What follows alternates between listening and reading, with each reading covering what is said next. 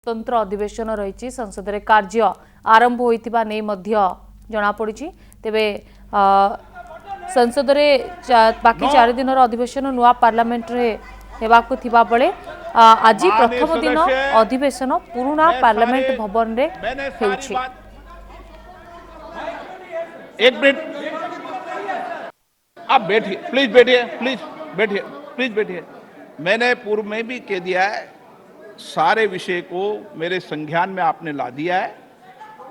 कभी टेक्निकल चूक हो जाती है, मैं सारे विषय की जांच कराऊंगा। Okay okay, please please please please please please माननीय सदस्यगण प्लीज बैठिए। माननीय प्लीज एक मिनट बैठिए, ये व्यवस्था ठीक नहीं है, आप बैठिए बैठिए बैठिए, क्या बैठिए बैठिए प्लीज। विषय आपको मौका देंगे, प्लीज ऐसे क्या। हाँ चलिए प्लीज, कोई अपमान नहीं है, टेक्निकल चूक है। Okay please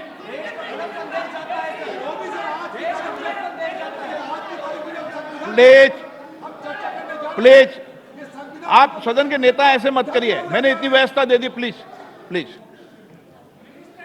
please. माननीय सदस्यगण, नई दिल्ली में G20 शिखर सम्मेलन के सफल आयोजन के लिए पूरे देश को बधाई देते हुए मुझे बेहद खुशी है भरी है। इस आयोजन की सफलता ने प्रत्येक भारतीय को गर्व से भर दिया है। इसने वैश्विक स्तर पर देश की नेतृत्व की क्षमता को एक नया आयाम दिया है। मैं इस आयोजन को आम जनों का आयोजन बना देने की माननीय प्रधानमंत्री जी के विजन की सराहना करता हूं। भारत के सभी राज्यों और केंद्र शासित प्रदेशों के 60 शहरों में 200 से अधिक बैठकें हुई है, जो अभूतपूर्व है। दुनिया भर से आए 42 प्रतिनिधि मंडलों के साथ G20 नई दिल्ली लीडर समिट अपने आकार, भव्यता और प्रभाव में अभूतपूर्व था। इससे विश्व को भारत की विविधता, लोकतांत्रिक शक्ति और प्रतिभा को देखने का अवसर मिला है। भारत की G20 की अध्यक्षता समावेशी, आकांक्षी, कार्य उन्मुख, निर्णायक और जन केंद्रित रही है। G20 नेताओं के शिखर सम्मेलन में लिए गए निर्णय परिवर्तनकारी हैं और ये आने वाले दशकों में वैश्विक व्यवस्था को नया रूप देने में सहायक होंगे।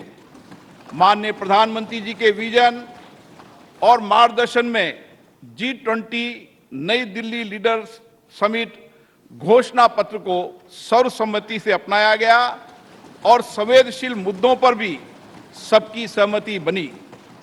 विश्व स्तर पर यह स्वीकार किया गया है कि भारत के नेतृत्व एवं सक्रिय प्रयासों के कारण वैश्विक उत्तर दक्षिण के बीच दूरी के पाटने और पूर्व पश्चिम ध्रुवीकरण को नियंत्रित करने में सफलता मिली है। ये विश्व में भारत के ऊंचे कद और बढ़ती प्रतिष्ठा तथा इस सरकार द्वारा पिछले 9 वर्षों में किए गए कार्यों को दर्शाता है। माननीय प्रधानमंत्री जी के नेतृत्व में भारत को जो वैश्विक सद्भावना प्राप्त हुए, ये उसी का प्रमाण है। ये इस बात की भी स्वीकृति है कि कई प्रकार के विभाजनों से ग्रस्त विश्व में भारत शांति और संयम की आवाज है।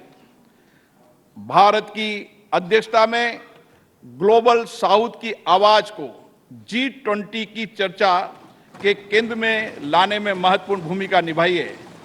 अपनी अध्यक्षता की शुरुआत में भारत ने जनवरी 2023 में voice of the global south शिखर सम्मेलन की मेजबानी की, जिसमें 125 देशों के नेतृत्व ने भाग लिया। ग्लोबल साउथ के देशों की प्राथमिकताओं और अपेक्षाओं को G20 एजेंडे में शामिल किया गया। शिखर सम्मेलन की घोषणा में निर्धनता उन्मूलन, जलवायु वित्त, ऋण संबंधी समस्याओं से निपटने, खाद्य सुरक्षा, स्वास्थ्य सुरक्षा, डिजिटल बुनियादी ढांचे के विकास सहित विकासशील देशों के हितों से संबंधित विषयों को प्रमुखता दी गई। माननीय प्रधानमंत्री जी की पहल के कारण अफ्रीकी संघ को G20 के स्थायी सदस्य के रूप में स्वीकार करने का ऐतिहासिक निर्णय लिया गया। विश्व के शीर्ष नेतृत्व को राजघाट पर राष्ट्रपिता महात्मा गांधी को सम्मान देते देखना एक अद्भुत दृश्य था।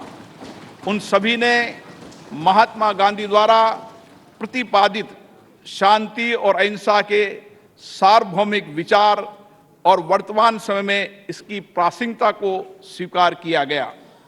माननीय प्रधानमंत्री जी ने स्वयं अंतर्राष्ट्रीय संस्थानों में सुधार करने, उसमें समय के अनुसार बदलाव लाने का पुरजोर समर्थन किया। इस विभाजित विश्व में स्थिरता, वृद्धि और विकास सुनिश्चित करने के लिए वास्तविक बहुपक्षवाद के लिए यह महत्वपूर्ण है। माननीय सदस्यगण, G20 का दृष्टिकोण अर्थ केंद्रित न होकर अब व्यापक रूप से मानव केंद्रित हो गया है। सतत विकास लक्ष्यों को साकार करने, अंतर्राष्ट्रीय वित्तीय संस्थानों में सुधार करने, डिजिटल सार्वजनिक बुनियादी ढांचे की स्थापना करने, हरित विकास समझौतों को प्रोत्साहित करने, महिलाओं के नेतृत्व के विकास को प्रोत्साहित करने, डिजिटल स्वास्थ्य पर वैश्विक पहल करने, पारंपरिक चिकित्सा की भूमिका को मान्यता दिए जाने जैसे विषयों को प्राथमिकता दी गई, वह सराहनीय है।